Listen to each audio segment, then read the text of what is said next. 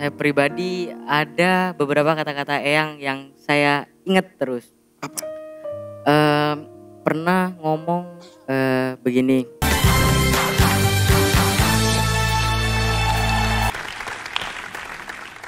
Dulu Eyang Titik Puspa menciptakan lagu ini untuk almarhum Bing Slamet. Ya betul, betul. Tapi malam hari ini tampaknya Eyang menciptakan lagu untuk dirinya sendiri. Ya, ternyata demikian. Ya, hampir gak kuat saya memang menyanyikannya juga.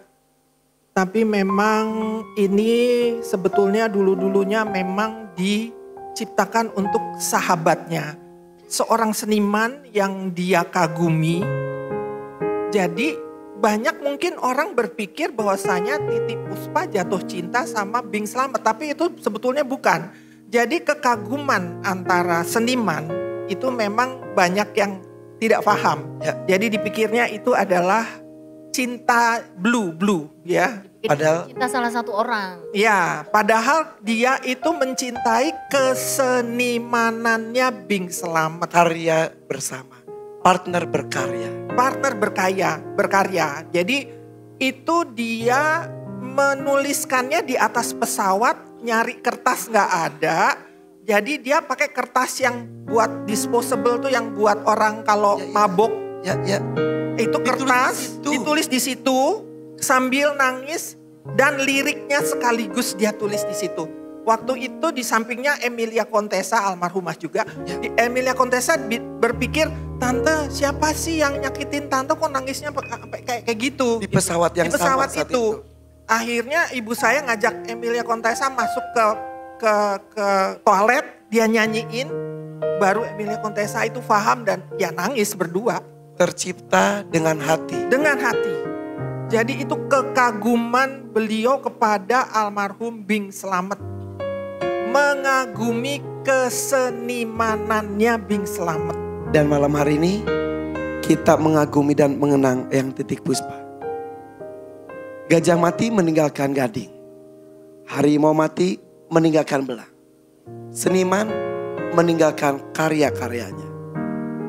10 April, dunia musik Indonesia kehilangan sang maestro.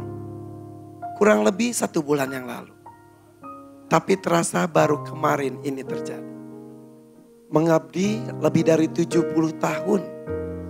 Sepanjang hayat beliau hidup untuk cinta. Dan cintanya masih terasa sampai sekarang. Sangat membara. Badannya terkubur tapi cintanya sangat membara. Ya seperti sekarang ini gak tahu, are you here mom? Hello mom. Banyak sekali yang cinta sama mama. Beristirahatlah dengan tenang. Karya-karyamu akan selalu kami jaga dan akan kami lestarikan. I love you mom. I love you. Dan aku salah satu orang yang sangat bangga karena bisa mengenal beliau. Dengan dekat. Aku dilahirkan dengan sosok orang tua kampung, tapi aku mendapatkan 2 orang tua hebat, 2 orang hebat dalam hidup saya. Yang setengah hidup saya di Jakarta punya orang tua yang bukan saja sebagai orang tua tapi mentor baik, guru yang baik, yang membuat aku dari sosok yang dilihatnya orang seperti apa hingga aku bisa harus seperti ini. Itu semuanya juga salah satu ilmu yang diberikan sama Eyang. Malaikat tak bersayap untuk Mbak Inul Daratista. Kalau buat saya cerita Inul dan Titik Puspa itu nampaknya itu skenario dari langit. Karena Titik Puspa gak pernah kenal sama Inul, Inul gak pernah kenal sama Titik Puspa. Ya. Titik Puspa ada di mana, Inul ada di mana, mereka bertemu. Jadi ini sebetulnya cerita dari langit kalau menurut saya. Dan memang perannya mereka berdua, Inul dan Titik Puspa. Tapi mereka juga sekaligus storyteller. Storyteller, Inul dan Titik Puspa. Cinta yang menyatukan, yang terasa sampai sekarang. Beragam karya bakti yang tercipta adalah bukti cinta yang dipersembahkan untuk perkembangan seni dan budaya negeri ini. Sumbangan karyanya lintas generasi, multi etnis, pemikirannya pun multidimensional. kita dibuat selalu jatuh cinta akan karya indah beliau. Semua itu menjadi warisan abadi sepanjang masa. Sosok beliau yang selalu ceria dan penuh cinta merangkul kita untuk selalu bangkit dari kesedihan, maju terus, pantang mundur. Aku suka musik, Anda juga kan? Malam ini marilah kemari kita mengenang sekaligus menelaah kisah perjalanan beliau, menabung ilmu dari inspirasi dan pesan dalam karya beliau. Nada cinta yang syarat makna, harmoni tanpa titik. Inilah ekspresi cinta kami untuk sang maestro. Road to Kilo Raya spesial tribut Titik Puspa. Dan sudah hadir tengah-tengah kita semua putri dari Eyang Titi. Ada Mbak Peti. Halo Mas Terima Irfan. kasih loh kehadirannya. Terima kasih juga saya diundang. Sudah sepantasnya dan sudah seharusnya melanjutkan perjuangan dan cerita dari almarhumah. Ya. Ada Mbak Inul Daratista, tetesan air mata Tanti. Air mata itu nggak bisa dibendung. Ini Tanti dari tadi saya lihat. Tadi netes terus kalau udah ngomongin Eyang. Mbak Inul, berasa hadir gak? Berasa banget. Berasa banget. Aku tadi udah berdoa. Rinding. Udah ngobrol sama Eyang dalam doa Eyang. Hari ini Inul ada nyanyi mengenang Eyang. Mudah-mudahan Eyang bisa melihat kita Amin. di sini. Kita bahagia lihat Eyang juga insya Allah di surga. Kita bergabung dengan semua pengisi acara hari ini. Ada Umi Alti Sukesi juga, sama-sama di dunia musik. Sama-sama tak mudah, tapi semangatnya selalu membara. Harus. Seperti halnya Eyang Titi. Ya. Sering satu panggung bersama Eyang Titi. Pernah waktu di Bandung, aku sama-sama diundang di Bandung. Kita sama-sama nyanyi. Di dalam mobil mau berangkat ke gedung juga aku ikut mobilnya. Aku nih, kalau dia bahasain mami, aku mami. Sekarang semuanya Eyang, jadi aku Eyang. Pokoknya ngikutin aja. Oke. Jadi kedekatan saya mungkin sama Mami Titi tidak seperti Inul dan Eyang. Eyang. Tapi aku walaupun jarang ketemu, tapi aku selalu kalau aku telepon, ya, aku telepon pasti Eyang balik telepon. Pasti. Pasti. Enggak lama-lama langsung dia telepon. Kalau nggak keangkat telepon balik ya. Terus langsung, ya apa Ndok kabarnya, katanya gitu. Ini kau ini orang baik, Masya Allah aku sayang sama kamu katanya. Dia bilang kayak gitu. Dan selalu ceria ya Eyang tuh ya. Keceriaan Eyang tuh menjadi salah satu ciri khas ya. Kita akan melihat beberapa keceriaan momen ceria Eyang di MNC TV. Kita lihat ya, ini dia.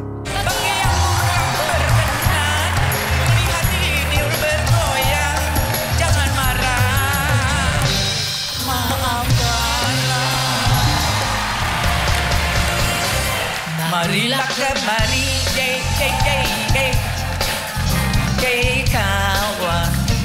Aborasi pertama, Farel langsung dianggap cucu sama yang Farel. Rasanya gimana, Nak? Seneng banget deh.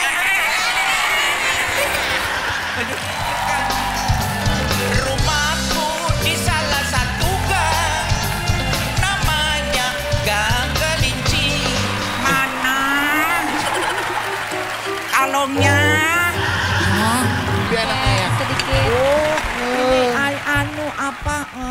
Udang sama telur. Udang sama telur, mungkin udang ini ya, udang goreng tepung kali ya? Gak tahu tuh udang. Dari makanan Mbak Inul tuh apa? Masakan Mbak Inul? Apa?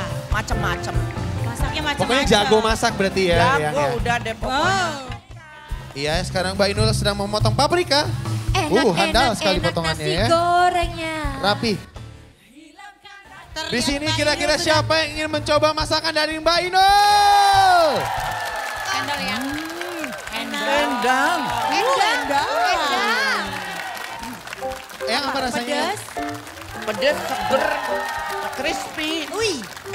Wah pokoknya. Enak banget pokoknya katanya. Macam-macam.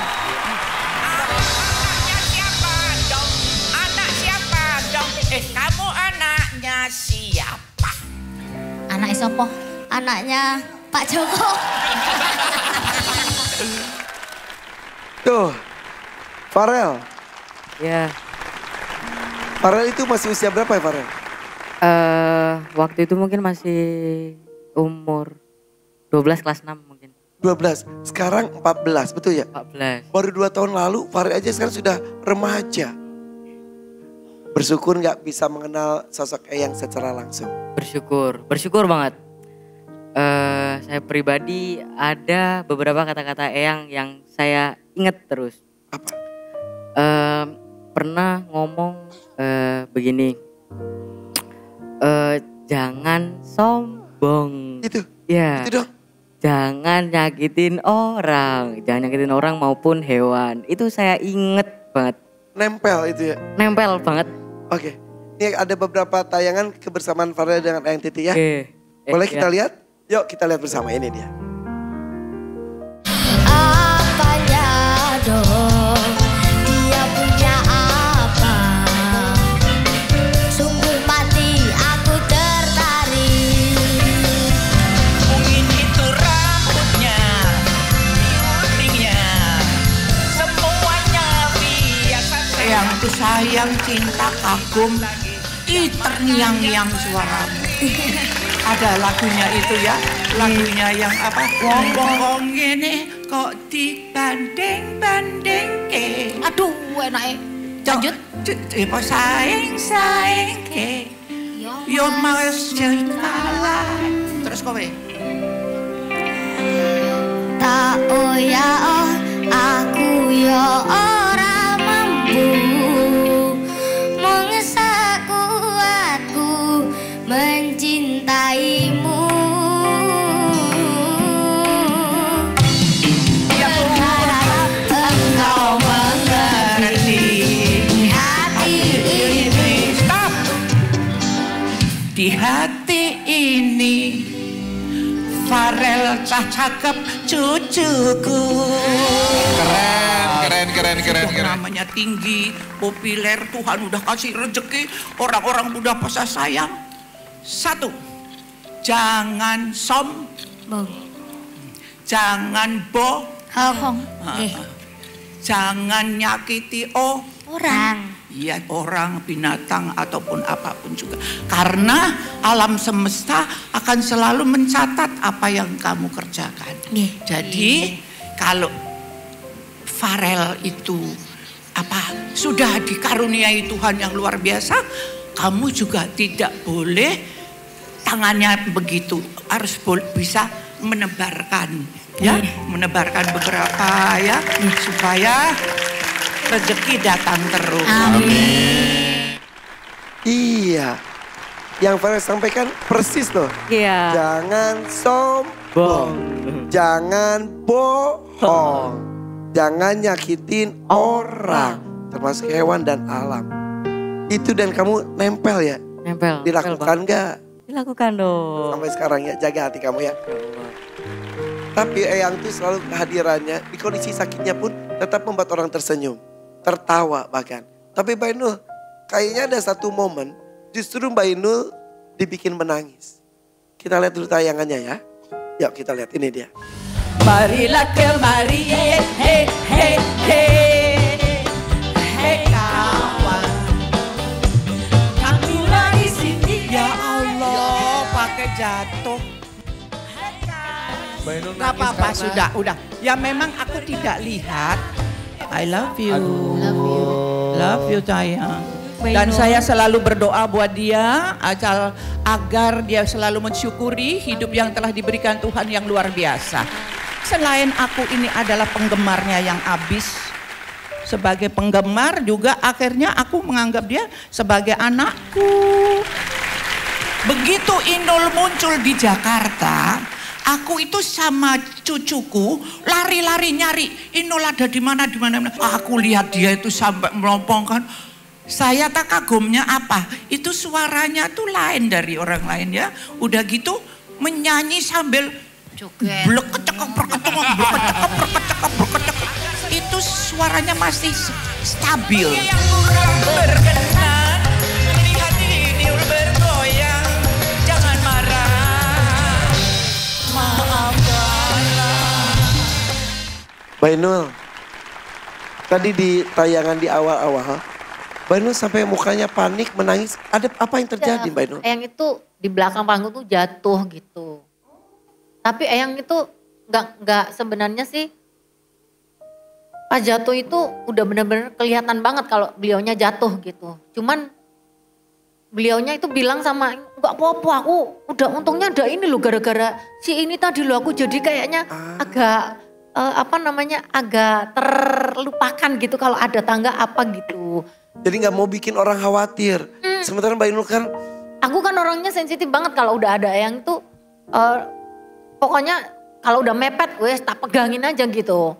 Jadi takutnya kayak gitu karena yang tuh kadang-kadang kalau udah terlanjur kadung ngobrol sambil jalan gitu tuh kadang-kadang lupa. Takutnya ada tangga atau ada apa kesandung gitu tuh paling takut Inul. Ya memang sudah kayak nggak kuat gitu. Tapi kan memang yang namanya panggung itu kan kecintaannya beliau. Kayaknya memang mengalir di darahnya ya panggung itu. Itu begitu naik panggung lupa semuanya gitu. Jadi ya memang ternyata juga saya harus mengikhlaskan beliau itu di akhir hayatnya ada di panggung. Seperti yang terjadi kemarin itu tanggal. Ya, habis syuting di salah satu TV swasta, menyelesaikan 3 sesi.